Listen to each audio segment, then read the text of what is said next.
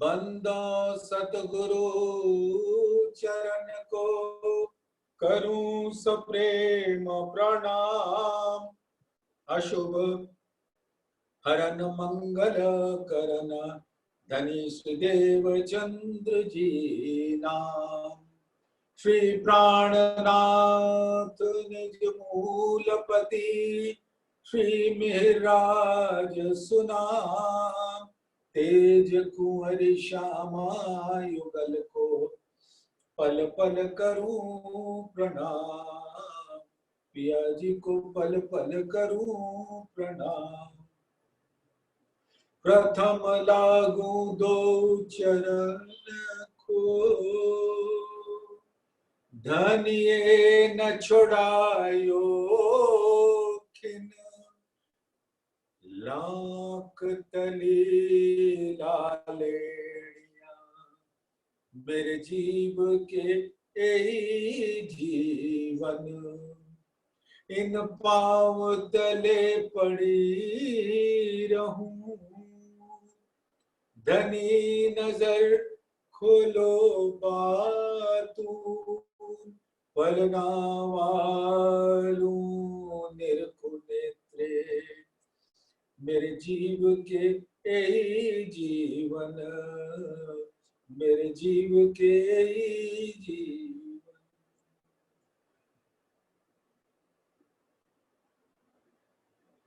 परम आदरणीय सुंदर साथ जी, धाम धनी अक्षरातीत अपनी रूहों पर पल पल मेहर बरसाते हुए उनके दिल में मात्र एक ही बीज है कि रूहों को हर घड़ी हर पल अपने दिल से लाड़ पिलाता।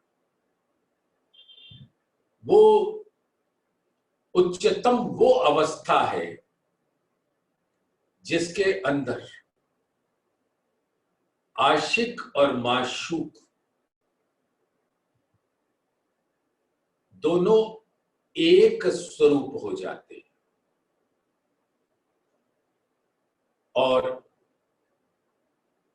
उस समय ये आभास बिल्कुल नहीं होता कि कौन आशिक और कौन माशूक।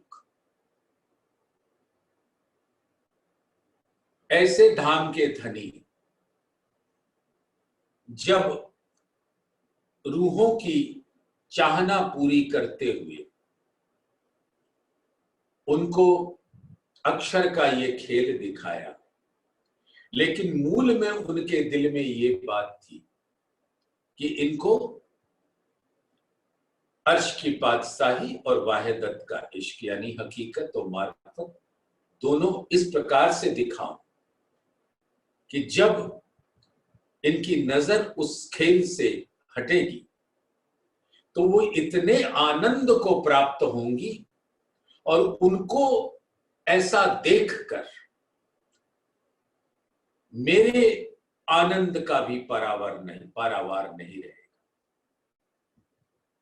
और इस विचार को लेकर धामधनी अपने आवेश स्वरूप से श्री इंद्रावती जी के धाम दिल में विराजमान हुए, जहां पर श्यामा जी भी विराजमान हुई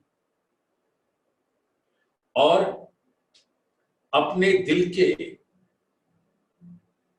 एकदम भीतर से जैसे एक सागर होता है तो सागर की सतह होती है और सागर बहुत गहरा होता है और सागर के अंदर अनंत ऐसे नग होते हैं जो कुछ सतह पर ही मिल जाते हैं, कुछ उसके नीचे मिलते हैं, कुछ उसके और नीचे, और कुछ बिल्कुल तलहटी पर मिलते हैं। तो धामधनी का लाड़ जो अपनी रूहों के प्रति है, क्योंकि धामधनी अपने दिल के सागर के तलहटी में अपनी रूहों को देखते हैं और वहां के जो चुने हुए मोती हैं, चुने हुए जो रस है वो पिलाना चाहते हैं। तो उसी प्रकार से राज जी वही अपने सागर के बिल्कुल भीतरी छोर से, भीतरी प्रकोष्ठ कह सकते हैं, वहां से इतना मधुर फल, मधुर रस निकाल के अपनी रूहों को पिला रहे हैं, जिससे रूहें वो हर बात जान जाए जो राज्य के लीला के हैं और राज्य के दिल के। और वो जब इल्म से रूहें जागने लगती और जानने लगती, तो जो गुज अपनी रूह का सो खोल मासूक आगू, यों कर जन्म सुफल ऐसी कर हकसों तू। सुंदर साहब, आप इन शब्दों को, यहां के शब्द ना समझिएगा। ये धामधनी ने अपने दिल के भीतरी प्रकोष्ठ से निकालकर हम रूहन को पहुंचाया है। और वो कह रहे हैं, जो गुज अपनी रूह का, यानी ये आत्माओं के लिए बात है, यहां पर जीवों के लिए कोई बात नहीं। जो गुज अपनी रूह का, आत्माओं के दिल में जो जो चाहना है धामधनी के रस लेने का, सो खोल मासूक आगू। सुंदर साथ, आप एक बात तो जानते होंगे, जैसे कोई व्यक्ति कोई प्रश्न पूछता है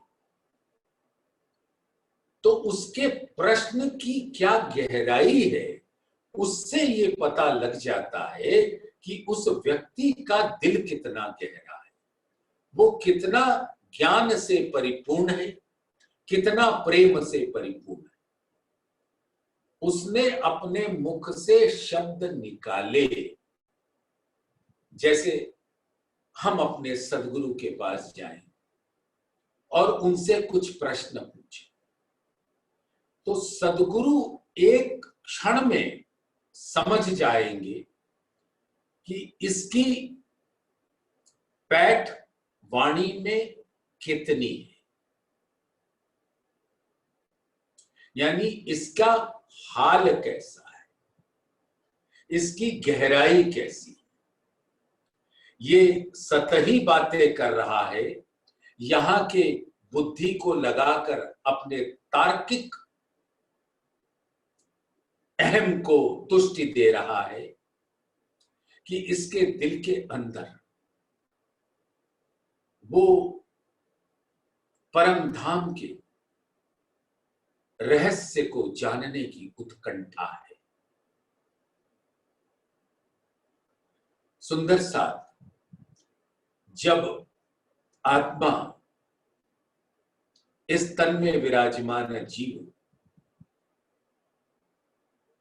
से परे हो जाती है और जहां आत्मा विराजमान होती है, वो जीव भी स्वतः ही निर्मल होने लगता है, क्योंकि ये तर्क वितर्क कुतर्क मस्तिष्क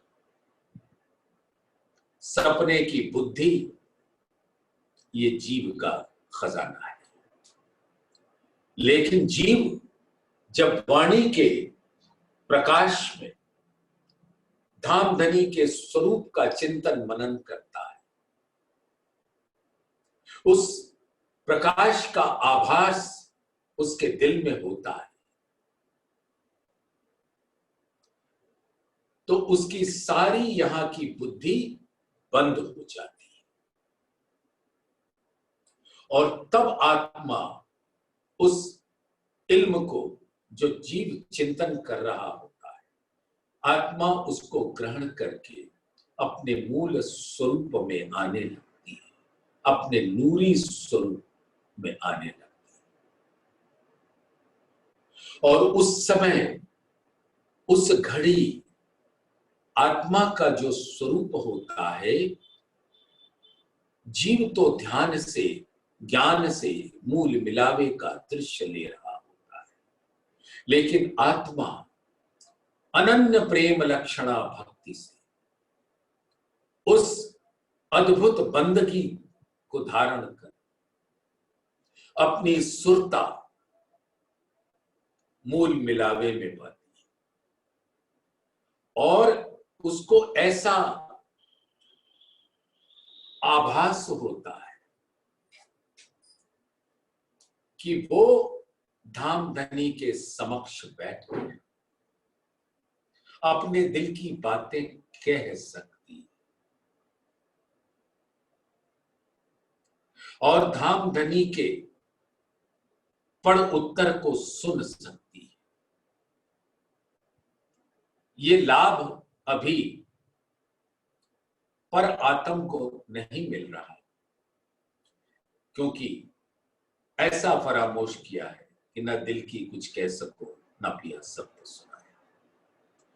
लेकिन आत्मा के दिल में जब वो आती है इल्म के प्रकाश, तो उसका रस पर आत्म के दिल में स्वतः ही पहुंच जाता है। तो जब रूह वहां बैठकर धामधनी के सन्मुख होकर धामधनी के सुंदर मुखारविंद को निहारते हुए अपने दिल की बात कहती है, जो कुछ अपनी रूह का सुखोल मासूक आग, ये सारा कुछ चितवन के अंदर आत्मा धामधनी से बातें कर सकती है। और धामधनी से बातें करते समय जो आत्मा के दिल में रस पीने का आकंठ उत्कंठा रहती है, वो कह पाती। सो खोल मासूखा, राजी खुद कह रहे हैं कि ओ मेरी प्यारी अंगना, किसी बात की कोई चिंता न कर, मैंने तुझे इल्म का प्रकाश दिया है, इल्म रूपी फल का रस पिलाया है। अब उस इल्म को अपने दिल में रखते हुए कहे, जो कहना है कहे, और जो तू कहेगी उसको सुनकर मुझे बहुत आनंद आएगा, और मेरे उसको सुनने के बाद मेरे दिल के अंदर के सागर इतनी लहरें उछालने लगेंगी कि उन लहरों से, वो लहरें सीधा मेरी रसना पे आएगी, और वो रसना से मैं तुझे उसका प्यार भरा उत्तर दूंगा। जो कुछ अपनी रूह का सो खोल मासूक आगू, यो कर जन्म सुफल, ऐसी कर हक सो। सुंदर साथ, मांग लई प्यारी उमर, एजो रबद के बखत, लाल तली पाऊं क्यों छोड़े मोमिन, जाकी असल हक निस्बत।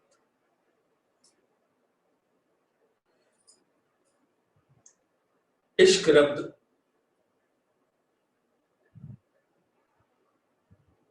में जब बातें हो रही थी तो उसमें अक्षर के खेल देखने की बातें आई, और हमने जिद पकड़ ली कि हमें तो देखना है। तो एक धनी ने कहा कि चलो तुम्हें दिखाते हैं, तुम्हारे संग रहूंगा, तुम्हें ज्ञान दूंगा, तुम्हें बताऊंगा, और तुम्हें उस माया से मर्जिया बन के काढ़ भी लूंगा। अब तारू तुम्हें या विद जो लगे ना लहर लगार। सुखपाल में बैठाए सुखे घर पहुंचाऊं निर्धार। तुम्हें अपने दिल में बिठाकर धाम में पहुंचा दूंगा। ये धनी का वादा है। तो जितना क्षण धनी ने दिया है उसका उचित इस्तेमाल हमें करना है। तभी परमहंसों ने कहा है, श्वास श्वास निज नाम जपो, वृथा श्वास मत खो, ना जाने इन श्वास को आवन होए न हो। न जाने कब ये तन छूट जाए। तो जब तक है धाम धनी के चरणों में रहकर उनसे बातें करो, उनकी बातें सुनो, उनके नैनों में निहारो और चरणों को पकड़े। जो कदी आशिक खोले नैन को, पहले हाथों पकड़े दो पाए। नैन अंग नूर जमाल के, सो आशिक से क्यों जाए।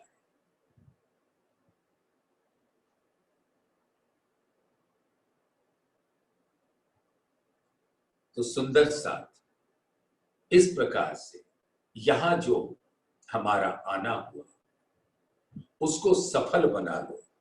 ऐसी कर हकसों तू। हकसों तू करने का तात्पर्य यह है कि हमने धाम धनी से कहा था कि आप 100 बेर आजमाए के देख लो, हम आपकी कसौटी पे खरे उतरे। तो अब ये समय है धाम धनी की कसौटी पे खरे उतरने का।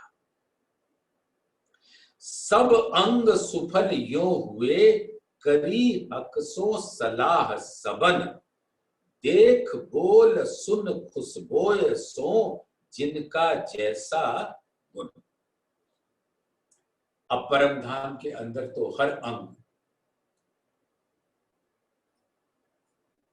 के अंदर सबका गुण होता है। जैसे नैन देखने के साथ बात भी कर सकते, रस भी पी सकते, स्पर्श का भी सुख ले सकते, सुन भी सकते, कह भी सकते। तो कह रहे हैं जिनका जैसा गुण। देखना बोलना सुनना खुशबू लेना। देखना नैनों से, बोलना जुबान से, सुनना श्रवण अंग से कानों से, और खुशबू नासिका से, और एक त्वचा का स्पर्श। जैसे धाम धनी अपने प्यारे नरम हस्त कमल महीन अंगुलियों को जब आत्मा के गालों पर यूं रख देते हैं तो जो स्पर्श का सुख होता है वो असीम अथाह आनंद देने वाला होता है। सुंदर साथ चितवन की गहराइयों में प्राप्त कीजिए। सब अंग सुफल योग। तो आत्मा का नख से लेके शिख तक अंग अंग में धनी का इश्क भर जाए। करी हकसों सलाह सबन। और राजी के सानिध्य में बैठकर उनका इल्म सुनकर और अपनी आत्मा को जागृत करें। जेते अंग आसिक के, सो सारे किए सुफल। यानी कि जैसे अभी बताया, कौल फैल हाल वो किसी न किसी अंग से होते हैं, हाल दिल में होता है। और देखना बोलना सुनना खुशबू लेना सुगंध लेना और स्पर्श करना, तो कह रहे हैं जेते अंग आसिक के सो सारे किए सुपर। अब धनी के सानिध्य में आकर उनको निहारना, उनसे बातें करना, उनकी बातों को सुनना और उनके नासिका से निकलने वाली अनंत सागरों की सुगंध को ग्रहण करना और उनके अंगों का स्पर्श प्राप्त करना, सो सारे किए सुफल, यानी अपनी त्वचा का। सोई असल रूह आसिक जिन मोमिन अरसद, और वही आशिक रूह है जिनके दिल में धाम धनी विराजते। तो जैसे आप जानते हैं परात्म के दिल में शाश्वत रूप से राजीव अखंड रूप से विराजते, और क्योंकि आत्मा उसी तन का प्रतिबिंबित स्वरूप है, तो उसके दिल में भी शाश्वत रूप से अनादि से राजीव विराजमान है। जैसा तन पर आत्म का, वैसा आत्म का तन जो राज्य के दिल में विराजती है, और जैसा दिल पर आत्म का, वही दिल आत्मा के दिल।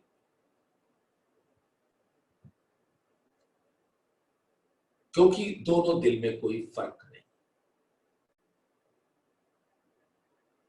और दोनों तन में भी कोई फर्क नहीं, दोनों ही नूरी। लेकिन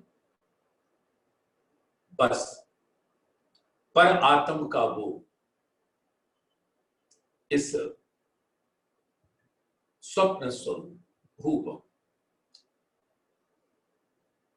आत्म के अंग, ए जो स्वरूप सुपन के असल नजर पीछे, वो देखत हमको ख्वाब में वो असल हमारे तन। तो सोई असल रूह आसिक जिन मोमिन अर्श, जिनका दिल अर्श। तो अर्श तो है, लेकिन जब हुक्म उस स्वप्न के स्वरूप को धारण करे, उसकी नजर को धारण करे, यहां के तन में आके विराजती, जीव को अधिष्ठान बनाकर, तो जीव के द्वारा ये जो अक्षर के खेल में जितनी लीलाएं होती है, जीव भी उसका दृष्टा होता है और आत्मा भी दृष्टा होता है। जब वो उससे परे होती है इल्म के प्रकाश में, तब अपने पर आत्म के स्वरूप को देखती है। इन उजाले जहर उतरसी, यानी माया से अलग होते। किसके उजाले में? तारतम्य के प्रकाश। इन उजाले जहर उतरसी, तब बढ़ते बल नहीं बेर जी, आत्म का बल आ जाता है, निस्बत का बल आ जाता है। पर आत्म को आत्म देख सी, तो अब ये उल्टी धारा बहेगी। जैसे पर आत्म आत्म को देख रही, तो अब आत्म पर आत्म को देखेगी, और आत्मा इल्म लेकर देखेगी, और पर आत्म तो अपनी निस्बत से देखेगी। तो पर आत्म को आत्म देख सी, तब उतर जासी सब फेर जी, तब ये माया का सारा फेरा उतर जाता है। यानी उस घड़ी में जब जीव के ऊपर रहने के बावजूद जीव के सभी क्रियाकलापों से आत्मा हाथ धो लेती, तब उसके दिल में जो राज्य शाश्वत रूप से विराजमान है, उसके दीदार आत्मा को हो जाता और उसका दिल खिलवत का स्वरूप हो जाता है, और वो अपने दिल के अंदर धाम धनी के दीदार कर उनसे बातें भी करती है, उनको देखती भी है, उनको सुनती भी है, और उनका सुगंध भी धारण करती है। तो जेते अंग आशिक के सो सारे किए सुफल, सोई असल रूह आशिक जिन मोमिन हर्ष दिल। ए निस्बत बिना होए नहीं, ये निस्बत के बिना संभव नहीं। आत्मा की निस्बत नाम धनी से। मासूक सो मजबूर, नाम धनी अक्षरातीत प्राण प्रीतम से रूह तभी बात कर सकती है जब वो असल रूह। जीव जब बहुत कसनी कर लेता है, बिल्कुल वैसे ही आचरण करता है जैसे एक ब्रह्म सृष्टि का होता है। तो और घाट बिना गले क्यों जीव टल उसी आत्मा। लेकिन जीव की निस्बत नहीं, आत्मा तो निस्बत की अधिकारी है, उसको तो नाम दावा उच्चत एक सब नजर।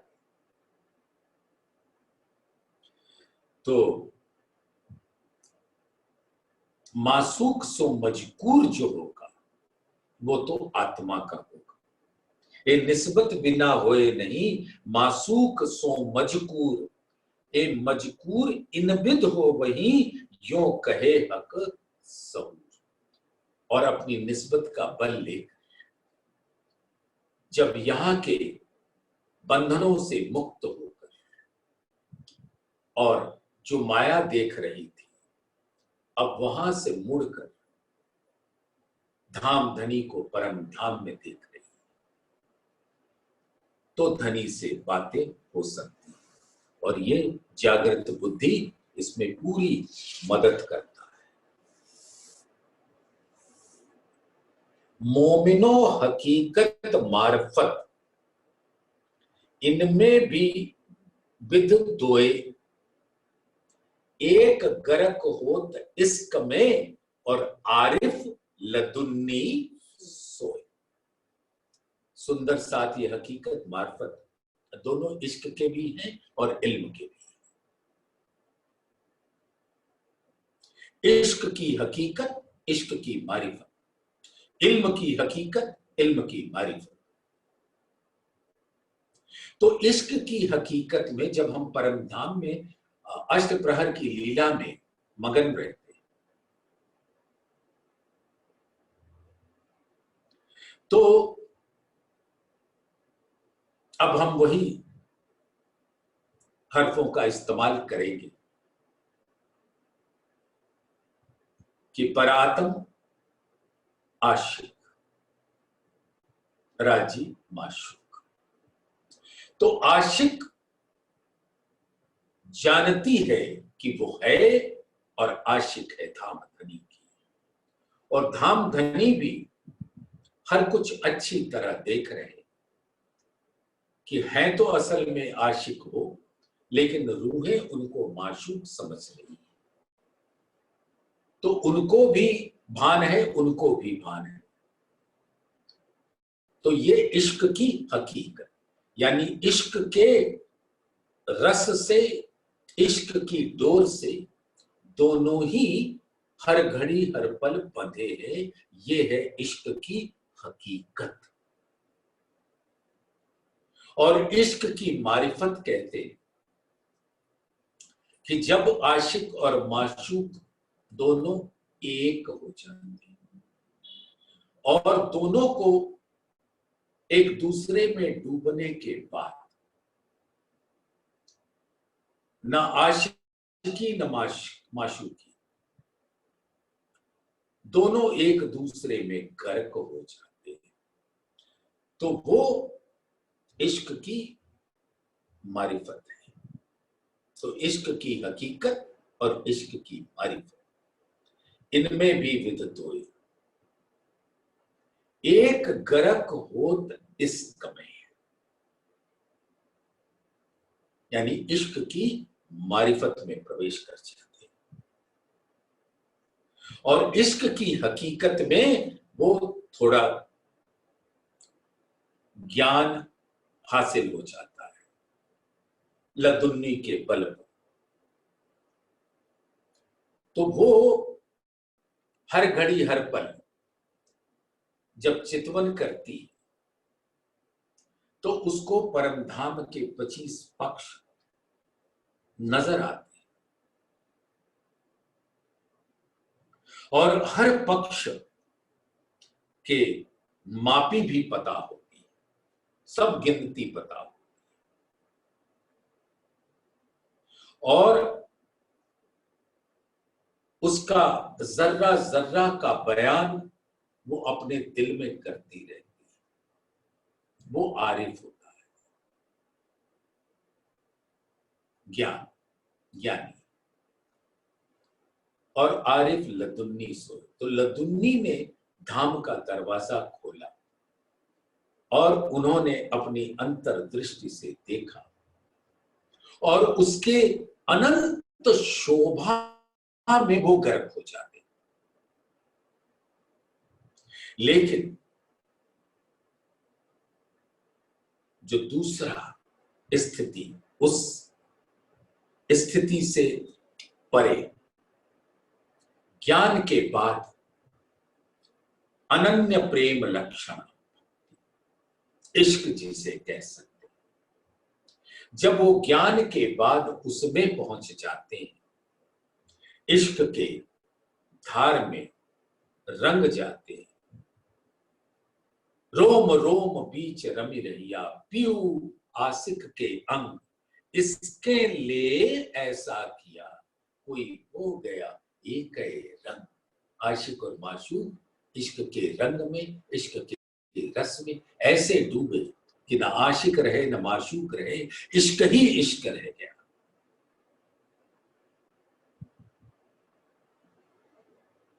एक इश्क दूजा इल्म, ये दो मोमिनो हक न्यामत। ब्रह्म सृष्टियों के लिए धाम धनी ने ये दोनों न्यामतें अता कर रखी, इल्म भी और इश्क भी। लेकिन सबका अपना अपना स्वाद। इश्क गरक वाहिदत, और वाहिदत कहते हैं एकत्व की स्थिति को, एक दिली को। तो सुंदर साथ एक उदाहरण दे रहा हूं, अपने दिल में लीजिएगा।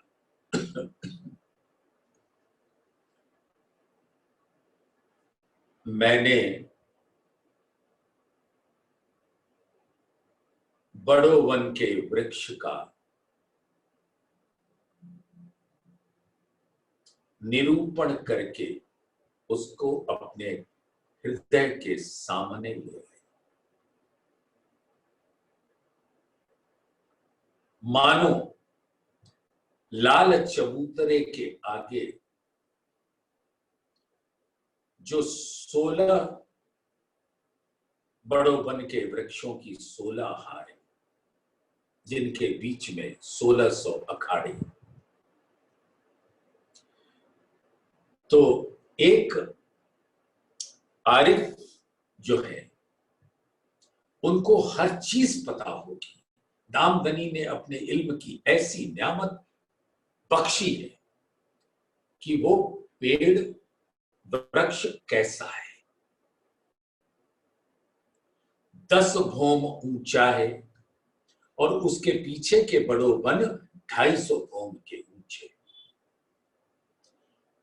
और उन 250 भौमों में हर भौम के बाद छात अंदर और गोलदार सीढ़ियां। लेकिन ये जो सामने है ये 10 भौम का एक भौम।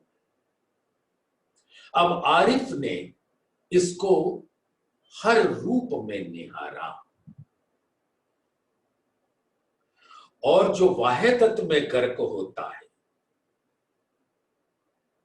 वो उस वृक्ष के अंदर धाम धनी का मुस्कुराता चेहरा देखता है, मुखारबिंद देखता है, और वो उस वृक्ष में समा जाता है और उस वृक्ष में और उस रूह में कोई अंतर नहीं रह जाता, तो वो उस स्वरूप के अंदर गर्क हो जाता है।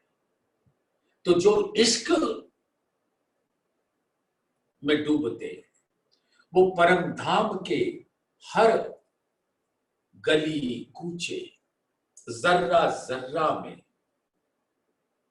स्वयं को देखते हैं और उससे अरस परस हो जाते हैं। इसी को वो स्थिति कहते हैं, हक अरस परस सरस सब एक रस, वाहे दत्त खिलवत निस्बत न्यामत, महामत अलमस्त होए आवे उम्मत लिए, पीवत आवत हक हाथ सरबत। तो वो इश्क में गर्क होकर इश्क का रसपान करते ही रहते और उसके आनंद में मग्न रहते। तो इसको कहते हैं इश्क गरक वाहिदत में इल्मे हक अर्स लज्जत। इल्म से परम धाम की लज्जत आती है, उसको हम निहारते हैं। तो उसमें कुछ ऐसा होता है, एक सुंदर साथ आप ज्यादा समझते हैं, एक इंग्लिश में होता है फर्स्ट पर्सन और एक होता है थर्ड पर्सन। हिंदी में क्या बोलते हैं मैं शायद ठीक से नहीं बता पाऊंगा। जैसे थर्ड पर्सन होता है तो वो मूल मिलावे में खड़ा होकर सारी शोभा को निहार रहा होता है, और फर्स्ट पर्सन वो मूल मिलावे का ही स्वरूप हो जाता है। तो उसको कहते हैं इश्क गरक वाहिदत में इल्मे हक अर्स लज्जत। तो एक थर्ड पर्सन के जैसे होता है, दोनों ही मोमिन है, तो एक परम धाम की लज्जत लेता है और एक उस लज्जत में गर्क हो जाता है। मारिफत लदुन्नी मोमिनो बंदा हक का कामिल, बड़ी बुजरकी इनकी करें बातें हक शामिल। तो राजी ने अपने ज्ञान का पिटारा खोल दिया, खजाना खोल दिया इन मोमिनों के वास्ते जो आज दिन तक कभी नहीं खुला। ऐसी इनकी बुजरकी कि वो धाम धनी से रूबरू होकर बातें भी करते, उनकी बातें भी सुनते, उनको देखते भी, उनकी सुगंध भी लेते, उनका स्पर्श का सुख भी लेते। सक नाही लदुन्निय में कहे अर्स की जाहिर बातन। तो अब इस लदुन्नी के द्वारा हर शक से हम परे हो जाते हैं, क्योंकि शक डालने वाला ये माया का कीड़ा होता है। तो हम उससे परे हो जाते हैं धाम धनी की महर से। सक नाही लदुन्निय में, तो ये लदुन्नी ऐसा है कि हर शक को मिटा देता है, और इसके द्वारा कहे अर्स की जाहिर बातून। तो जाहिर माने हकीकत और बातून माने मारिफत। करे हक सो बातें इन विद जो करे अर्स के तन।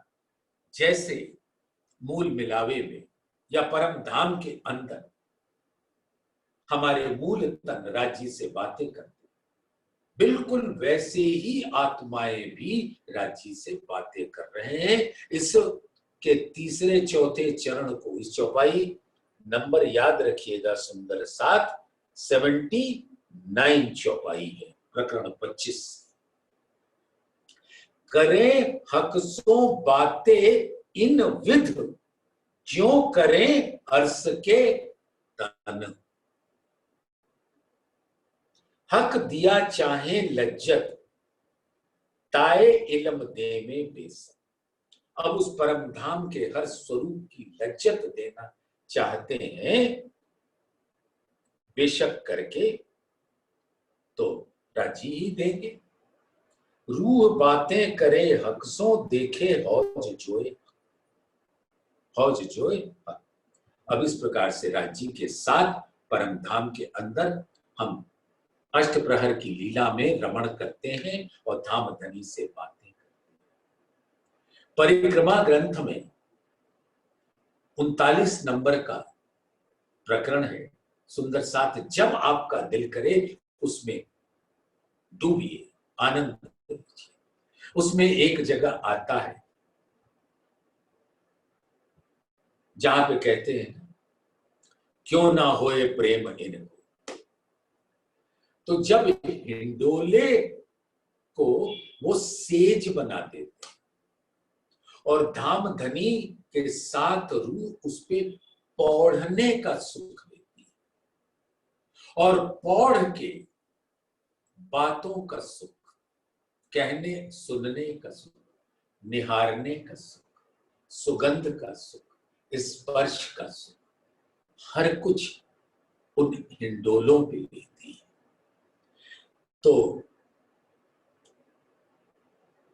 रूह बातें करे हक सुन देखे हौज जोए, हौज कौसर देखे या जमुना जी देखे या कहीं भी देखे, मार्फत लदुन्नी जिन लई सो करे हक सहूर, सहूर किए हाल आ वहीं सो हाल बीच हक मजबूर।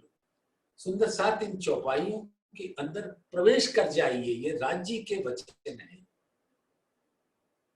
जिन्होंने ये लदुन्नी कुंजी से कामधनी के दिल का दरवाजा खोलने का सौभाग्य प्राप्त हो गया है धनी की मेहर से। मार्फत लदुन्नी जिन लई सो करे हक सब, सो धाम धनी के साथ जागृत बुद्धि से बातें करते, सहूर किए हाल आवही सो हाल बीच हक मजबूर।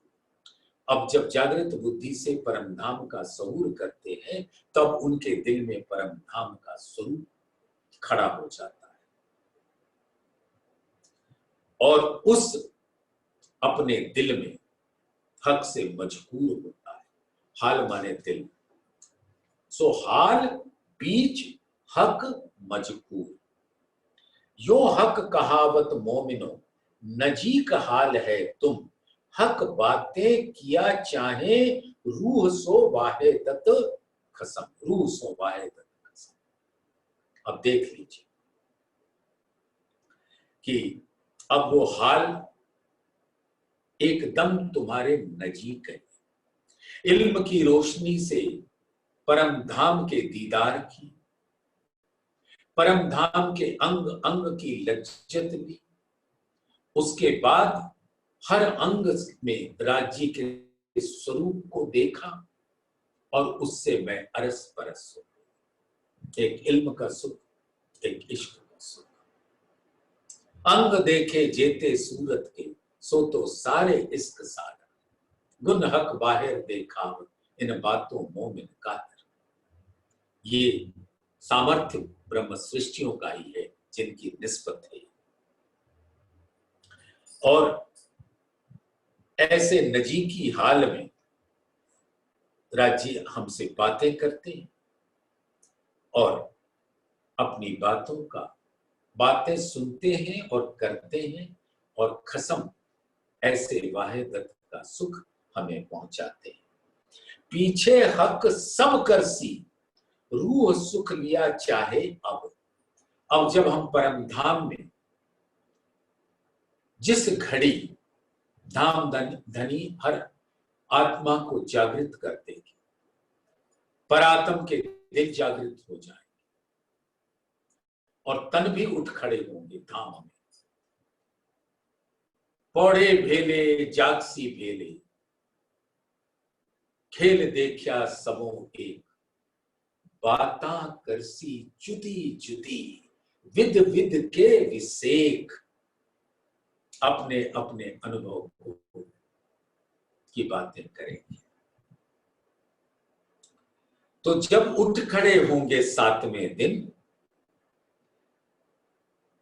तब तो परम धाम के लज्जत भी आएगी, सुख भी आएगा, ज्ञान का भी सुख आएगा, इश्क का भी सुख आएगा, हकीकत का भी सुख आएगा, मारिफत का भी सुख आएगा। पीछे हक सब करसी, रूह सुख लिया चाहे अब। इस ब्रह्मांड में आने के बाद वो इसी तन से सारा सुख लेना चाहती है। जब तक आत्मा इस तन में विराजमान है, वो अपने सुख को यहीं रहते रहते इल्म से पा लेना चाहती है। सुख लेने को अवसर पीछे लेसी मोमिन सब। तो जब परम धाम में मोमिन खड़े हो जाएंगे तो उनको सुख मिलेगा ही मिलेगा, लेकिन असल मोमिन वो है जो अभी ले। आगे पीछे अव्वल इश्क लेसी सब कोई, पर पहले इश्क जिन लिया सोई सुहागिन होए। रूह विरहा खिन एक ना सहे, सो अब चली जात मुद्दत। अर्स रूहें यो भूल के क्यों छोड़े हक मारी। रूह एक क्षण के लिए भी धामधनी से जुदाईगी नहीं बर्दाश्त कर सकती, इसलिए परम धाम के अंदर जुदाईगी है ही नहीं। ये तो मात्र एक नजर फिराने का खेल है। रूह विरहा खिन एक ना सहे, सो अब चली जात मुद्दत। अब यहां आने के बाद ऐसा लग रहा है कि कितना समय बीत गया धनी से अलग हुए। धाम में तो अलग हो ही नहीं सकते। अर्स रूहें यूं भूल के क्यों छोड़े हक मार। इस प्रकार से यहां पर ब्रह्म सृष्टियां क्यों भूली बैठी है, जब उनके हाथ में इल्म लदुन्नी मार्फत लदुन्नी आ गया है। मार्फत लदुन्नी मोमिनो, मार्फत हुई हाथ हक के क्यों ले सकिए सोए। ये दोस्ती तब हो वही जब होए प्यार बराबर धोए। धामधनी के दिल में तो अनंत इश्क का सागर लहरा रहा है। वो इश्क के सागर को पीकर उस लहर से उस सागर में समा जाना। तो जब आप लहर के स्वरूप हो जाते तो ही आप उनके दिल में समा सकते। मार्फत देवे इश्क, इसके होए दीदार, इसके मिलिए हक्सों, इसके खुले पटवार। उस परम सत्य का नजारा जो इल्म के द्वारा रूहें देख पाती हैं, तो वो इश्क की लहरों में डूबती, गर्क होती। और इसी इश्क से धामधनी के अनंत स्वरूपों का दीदार होता है। और इसके मिलिए हक, और वो इश्क के द्वारा धामधनी के हर अंग का दीदार होता है, चाहे वो परम धाम के अंग हो, चाहे धामधनी का ही तन क्यों न, श्यामा जी के तन क्यों न, रूहों के तन क्यों न, सब धामधनी के तन है। रूहों तुम मेरे तन, तो इसके मिलिए हक सो, इसके खुले पट द्वार। और इश्क से हमारे दिल के ऊपर जो माया का पर्दा पड़ा हुआ है वो खुल जाता है, और धामधनी हमारे समक्ष, हमारे दिल के अंदर के नैनों के समक्ष दिखने लग जाती। सोई रब्द जो हक्सों किया वास्ते इश्क के, सो इश्क तब आया जब हकें दियाए। तो अब राजी तो इतने मेहरबान हैं कि कब तक परीक्षा लेंगे, क्योंकि परीक्षा में हम तो उत्तीर्ण हुए नहीं। तो उत्तीर्ण नहीं हुए तो क्या सजा देंगे? और परम धाम में सजा का तो प्रावधान होता नहीं। तो अब वो ये कहेंगे, अच्छा अब ले लो इश्क, क्योंकि ये तुम्हारा ही खजाना है। मैंने तो तुम्हें थोड़ा सा आजमाने के लिए रोक लिया था, अब ले लो। हंसी करी रूहन पर दे इलम बेशक, मासूक हंस के तब मिले जब हके दिया इश्क। अब जब राज्य ने इश्क की लहर बहा दी तो अब बिल्कुल मानो हम उठ खड़े हुए और धाम धनी के संग फांसी का सुख ले रहे। श्री महामत कहे ए मोमिनो, सब बातों का ए मूल, एक काम किया सब हुक्म में आए इमाम मसीह रसूल। बसरी स्वरूप आए, मलकी स्वरूप आए और हकी स्वरूप आए, और तीनों धाम धनी के हुक्म की सूरतें। बसरी, मलकी और हकी कही हुक्म तीन सूरत। तो इन्होंने ये सारा काम रूहों का कर दिया और अब रूहें अपने वहदत में दिल से मस्त हो जाएं। ऐसा हर घड़ी हर पल उस इश्क का रस उनके हृदय में बहता है। तो सुंदर साथ जी, आप सभी को धाम धनी का प्रेम भरा रस मिलता रहे और आप सभी नहीं, हम सभी को वाणी के द्वारा परम धाम का दीदार होता है। उनके सुंदर सुहावना मुखार बिंद का दीदार होता है। गौर उज्जवल गहरी लालक जुगल स्वरूप के का मुखार, सुंदर हरवटी, सुंदर लांग, सुंदर लाल अधुर, सुंदर श्वेत तन, बेसर से लटकते हुए लाल मोती की छाई पड़ती हुई लालिमा, सुंदर नासिका, नासिका के दो छिद्र जिसमें बेसर और लाल मोती लटक रही है, हरवटी और अधर के बीच की लाल और गोरे गाल उज्जवल गहरी लाल, सुंदर श्रवण अंग कान, कानों में स्वर्ण की बालियां चार चार ऐंठन वाली लाल मोती लटकती हुई और उसकी छाई गोरे गालों पर, उज्जवल गालों पर पड़ती हुई, और ऐसे सुंदर नयन कमल, गहरे कुछ गंभीर, चंचल चपल, बके अनियारे तिरछे, प्रेम से लदे हुए, श्वेत नयन में प्रेम की लालिमा, तेजवंत तारे पुतलियां, इश्क का झरना बहते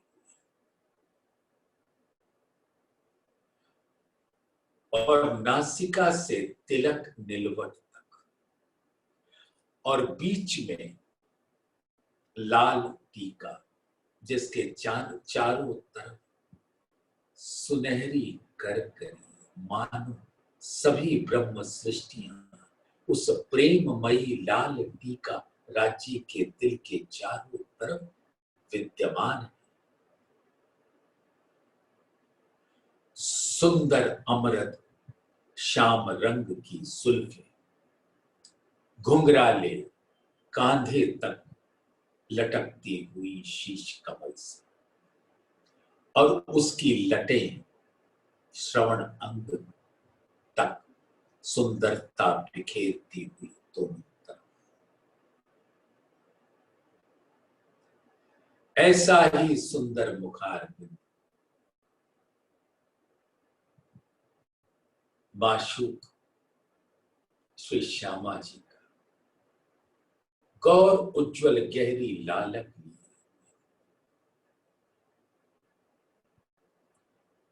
सुंदर हरवटी लाम अधुतन नासिका, नासिका में सुंदर नथ, श्रवण अंग में आनड़ी जिसके नगों की छाई गालों पर पड़ती, सुंदर नैन कमल बाके अनिहारे तिरछे धामधनी को निहारते इश्क रूपी लाज से भरे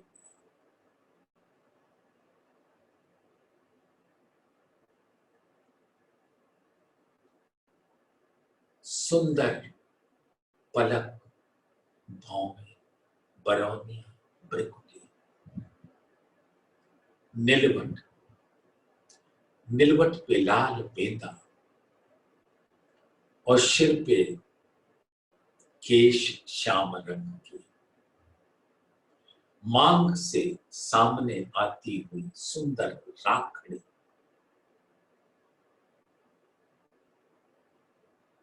हीरा चढ़ा।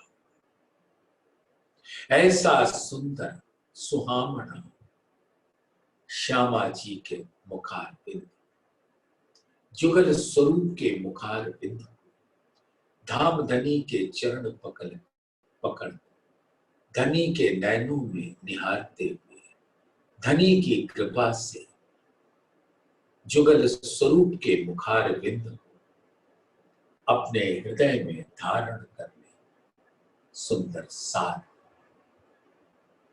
और इसी स्वरूप को हर घड़ी हर पल अपने दिल में हम सब बसाए रखें। प्रणाम सुंदर।